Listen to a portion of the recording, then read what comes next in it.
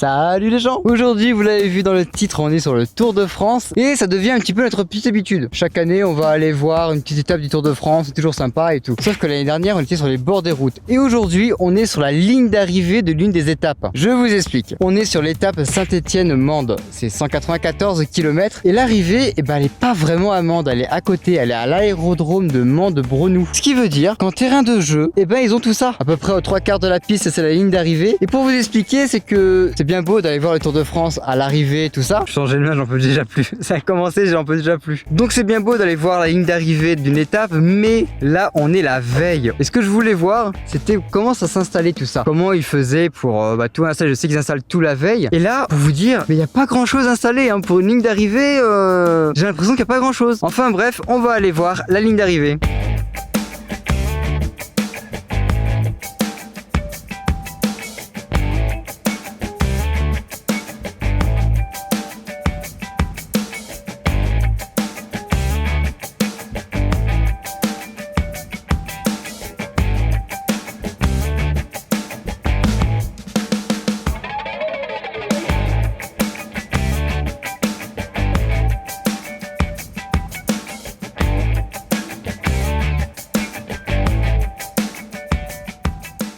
Bon, on est arrivé au bout du coup de l'aérodrome, là où il y aura la ligne d'arrivée. Alors je vous rassure, la ligne d'arrivée elle est pas juste au bout de l'aérodrome.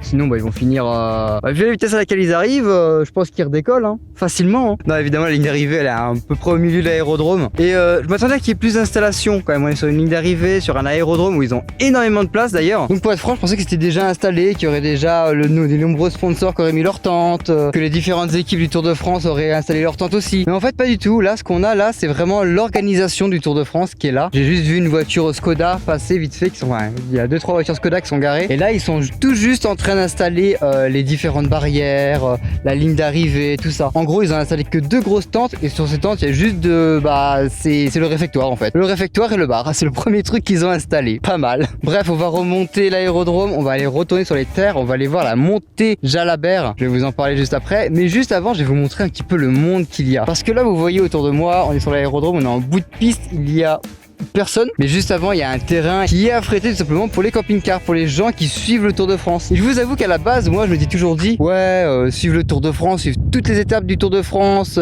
en physique et tout, c'est trop relou, tu vois. Et en fait, je trouve ça trop cool. Voilà. Alors peut-être parce que j'en vis qu'un seul par année, ça devient un petit peu notre petite routine à nous. Chaque année on va voir le Tour de France. Mais je me dis quand même, suivre 2-3 étapes du Tour de France comme ça, faut qu'on réfléchisse l'année prochaine. On va voir ça. En attendant, on va voir le monde qu'il y a alors qu'on est que la veille de l'arrivée du Tour. Bon, et juste avant l'arrivée, il y a une montée pour aller jusqu'à l'aérodrome. Et cette montée qui s'appelle la montée Croix-Neuve a été rebaptisée en tout cas la montée Jalabert, la montée Laurent Jalabert. C'est donc le nom d'un célèbre coureur français qui est devenu commentateur d'ailleurs. Et elle a été renommée comme ça parce que Laurent Jalabert en 95 a gagné l'étape de Saint-Étienne-Mende. Alors qu'il était parti en échappée tout seul, il avait été rejoint par quelques personnes et arrivé devant la montée Croix-Neuve, il les a carrément déposés sur le côté, il a filé tout droit, il est parti tout seul jusqu'à la victoire. Et du coup, c'est ce qui a fait un peu le mythe de la première arrivée à Mende, gagnée par un Français. D'autant plus qu'en 95, Laurent Jalabert était au sommet de sa carrière. Je vous invite d'ailleurs à aller voir la fiche Wikipédia de Laurent Jalabert parce que c'est vraiment intéressant. C'est fou, On est genre quasiment 24 heures avant l'arrivée. Il y a tellement de monde là. Mais là encore, c'est qu'un seul parking. Il y a d'autres parkings encore en contrebas. Il y a ce parking qui est là, qui est encore vide, mais qui va pas rester très longtemps. Il y a vraiment des gens qui suivent le Tour de France de fou et c'est trop stylé. Je pense qu'année prochaine, on va faire ça. On va se joindre à eux, on va suivre le Tour de France. Ça me botte bien, ouais. Bon les gens, la nuit est tombée. Je vous raconte pas, depuis tout à l'heure, il y a une tonne de camions qui passent. Que des camions du Tour de France évidemment. Je vous jure, il y a au moins 100, 150 à 200 camions qui sont passés. J'ose même pas imaginer la gueule de l'aérodrome. Là, ça doit être c'est un village le truc, je pense. Là, à l'heure actuelle, c'est un village de 2000 habitants, quoi. Un truc du style, je pense. Bref, j'ai tellement hâte d'être à demain matin pour voir ça. En attendant, c'est la nuit, il faut passer la nuit. Ouais. Évidemment, je suis en train de vendre le véhicule en ce moment, donc du coup, j'ai pas l'aménagement. Donc on va faire un mode nuit, un petit peu à l'arrache, quoi.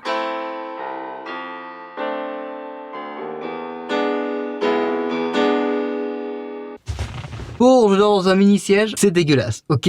Mon aménagement me manque, vraiment. Bon, ça a pas l'air comme ça, mais Oh, je suis plutôt bien, hein. Regardez, je me suis allongé au travers de la voiture, là, comme ça, là. Oh, je suis bien, franchement, nickel. J'ai hâte d'être à demain matin. Avec tout plein de courbatures, tout ça, ça va être génial. À demain matin. Il est 7h30 du matin, et bah en fait, j'ai été réveillé par ça, là.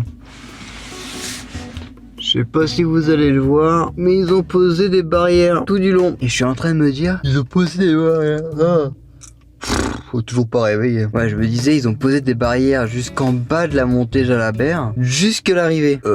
Grosso merdo, il y a plus de 5 km de barrières. Ils ont combien de barrières le Tour de France en fait? Non, parce qu'en vrai, ça représente quoi. Il y en a quand même pas mal en tout. J'ai l'impression qu'ils en ont plus que les CRS quoi. Ça a vraiment posé beaucoup de barrières. Et hier soir, je me disais, putain, je capte super bien ici à Mende, hein. C'est un truc de fou. Hein. Genre 100 gigas de download, 50 gigas d'upload. Bah maintenant, je comprends mieux pourquoi. Bon, ok, il est 8h du matin. Je viens de revenir sur l'aérodrome là. Et ça y est, ils ont installé une ville. Voilà, normal.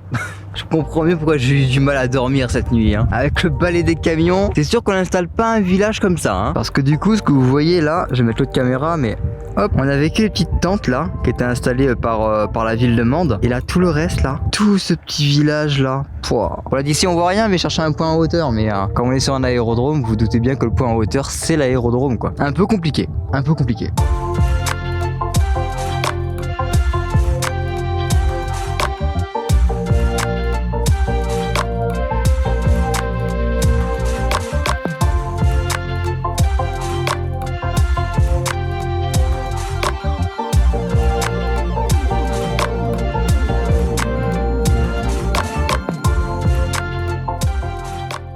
Je vais pas dire, mais ça c'est assez impressionnant ça. Qu'en vrai ça se déplie. Toute cette partie ici, elle est repliée jusqu'ici. Et ça doit être encore monté à la dernière minute et tout. Et aussi toute la partie qui s'avance et tout un petit peu. Ça fait penser un petit peu vous savez, aux véhicules des forains et tout. Leur genre de grands camping-cars et tout. C'est exactement le même principe. Ça doit être trop impressionnant de voir ça se lever là. Pour la première fois, ça va faire trop bizarre.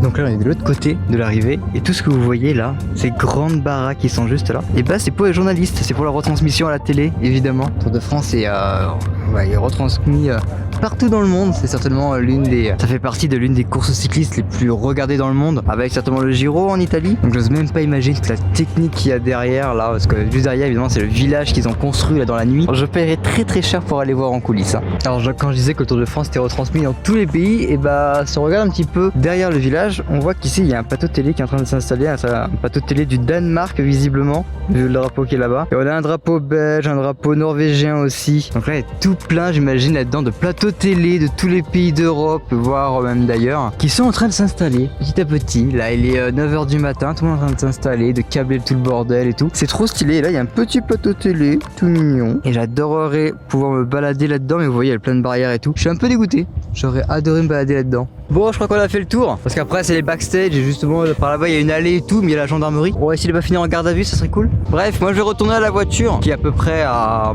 600-700 mètres de l'arrivée, même 1 km je pense en vrai. Je suis assez à chier pour les distances. Hein. Heureusement qu'ils vous ont pas confié à moi le Tour de France, l'organisation, placer les barrières et tout, parce que ça aurait été une vraie merde, hein, vraiment. Bref, on va retourner à la voiture parce qu'à 15h il y a la caravane qui passe, la caravane des sponsors. Puis bon bah voilà, ça sera un petit peu la chasse aux goodies quoi. Bon, je vous explique, il est 9h30, il y a énormément de monde qui s'est installé déjà sur les bas-côtés de la ligne d'arrivée. L'arrivée est à 17h, la caravane du Tour elle passe qu'à 15h. Je crois que les gens ils préchotent de ouf. Du coup je crois que je vais rester ici aussi. On est, vous le voyez, aux 100 mètres de l'arrivée. Et je pense qu'on est plutôt bien posé ici. Je me suis pas mis trop près de la ligne d'arrivée parce que je me suis dit que c'était pas forcément très utile. Donc ce qu'on va faire, c'est qu'on va rester ici, voilà, pendant 6, 7, 8 heures. Mais on a la télé qui est juste là, la retransmission télé qui est juste là de France Télévisions. Et ouais, en vrai on est un petit peu dans le cœur de l'événement là, on est plutôt pas mal. Côté spectateur, on est plutôt pas mal. Du coup on va attendre, tout simplement. Oh, ça va être long, je vous raconte même pas.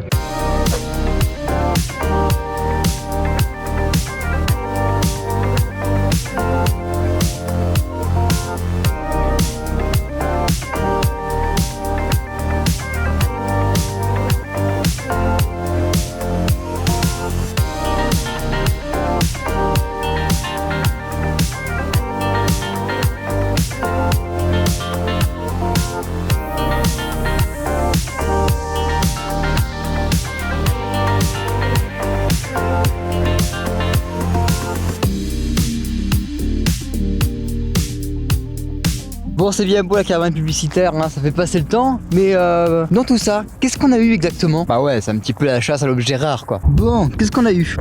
Les petites canettes qui ont bien sauvé la vie. Bon, celle-ci elle est vide, ok? Donc elle va s'envoler parce qu'il y a du vent. Ça, je vous le dis, hein, il y en a eu autant comme autant. Hein. Il y a des gens qui sont repartis avec 10, 12 canettes facilement. Hein. Des petits biscuits Leclerc, pas mal, pas mal. J'avais fini de klaxonner, ouais. Ah, le Tour de France, c'est 2-3 klaxons hein, quand même. Hein. Un petit cochonou, des saucissons que j'ai mangé. Ils vont klaxonner jusqu'à ce que mort s'en suive, je crois. Bon, je reprends plus tard, mais pas le choix. Arrêtez pas de klaxonner, trop chiant. Bref, autre chose qu'Akari, c'est ça aussi, la banane. Vous vous souvenez, l'an dernier, lors du Tour de France, je vous avais dit, tiens, c'est marrant, il y avait un camion, un truc de banane dans la publicité, dans la caravane publicitaire. Et je vous avais dit, c'est trop bizarre en fait. Qu'est-ce que ça fait là, quoi? C'est pas un sponsor, c'est sûr. Et ben si, en fait, c'est totalement un sponsor. La banane martiniquaise, guadeloupéenne, tout ça. Trop bien. Ça, meilleur sponsor qui soit. Autre sponsor un peu habituel, on va dire, c'est la Française des Jeux qui nous donnait des petits trucs à gratter. 100% gagnant et tout. Je suis parti pour les klaxons de France TV et je me retrouve avec les dérapages dans ma ville. Tout va bien. Donc la Française des Jeux, des petits jeux à gratter, évidemment. Pour les enfants, il y avait un autre truc qui est certainement le plus bel objet qui soit. Le porte-clés de la Française des Jeux. C'était pour les enfants. Bon, ils en avaient plus qu'il ne fallait, du coup on donnait à tout le monde. Autre truc bien stylé, nouveau sponsor d'ailleurs, je crois, de cette édition. Le journal de Mickey, vraiment. Le journal de Mickey était sponsor du truc. Ils ont fait du coup un journal de Mickey spécial Tour de France. Et c'est trop stylé en fait. Petit journal de Mickey avec des puzzles là. Je pense que c'est des drapeaux qui est dedans. Ouais, pourquoi pas? Plutôt stylé. Mais attends, il manque un objet là. Bon, bah l'autre objet c'était aussi un porte-clés. C'était un porte-clés maison de la Century 21. Très joli. Petit porte-clés en bois. Et évidemment, un autre Saint Graal, un autre truc hyper connu. La petite casquette LCL. Comme d'habitude en tissu. Voilà.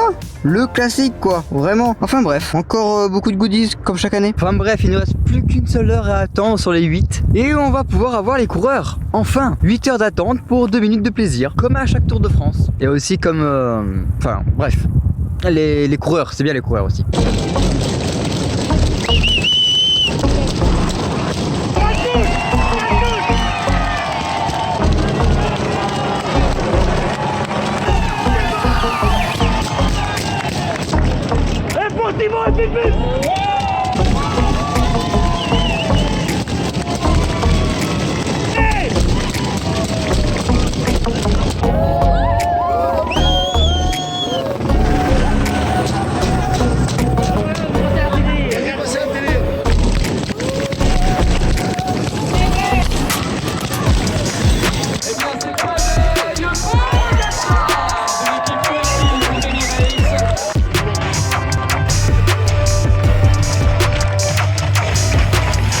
Ok, j'étais en train de me demander pourquoi tout le monde est en train de partir tout au fond de l'aérodrome. Tout simplement parce qu'il y a tous les bus des coureurs qui sont là. Et je suppose que c'est pour avoir l'occasion de voir les coureurs. Alors j'aimerais bien aller voir les Français. On va essayer de les choper. On va essayer d'avoir Groupama. Parce que les Français qu'on fait quand même 4e et 7e. Du coup on va aller voir ça. On va faire notre fanboy. Ah il faut, attends. On n'a pas attendu 8 heures sous le soleil pour juste les voir arriver. Profitons-en. Bon, pour ce qui est la caravane de Groupama FDJ, c'est foutu. Elle était de l'autre côté. On pouvait pas y accéder. Donc voilà. Et puis ils partent déjà. Le tour vient de commencer. Là, tous les bus étaient alignés là. Et ils sont en train de partir. Bref, en attendant là-bas, c'est le bordel. Parce que là-bas, c'est toute la caravane du tour. C'est qu'ils passent 1 à 2 heures avant le tour. Évidemment, les gens s'y sont attroupés et tout. Et ils s'amusent avec leurs sirènes et tout. On voit tous les gendarmes et tout. On va aller voir. Je sais pas si vous voyez là-bas, il y a 2 hélicoptères qui se préparent à décoller. Putain, tout s'enclenche tellement vite. J'ai pas eu le temps d'aller voir le gradin en fait. J'ai pas eu le temps de revoir toute la remise des prix quoi. J'ai vu que les 2 derniers trucs quoi. Hélicoptère au départ.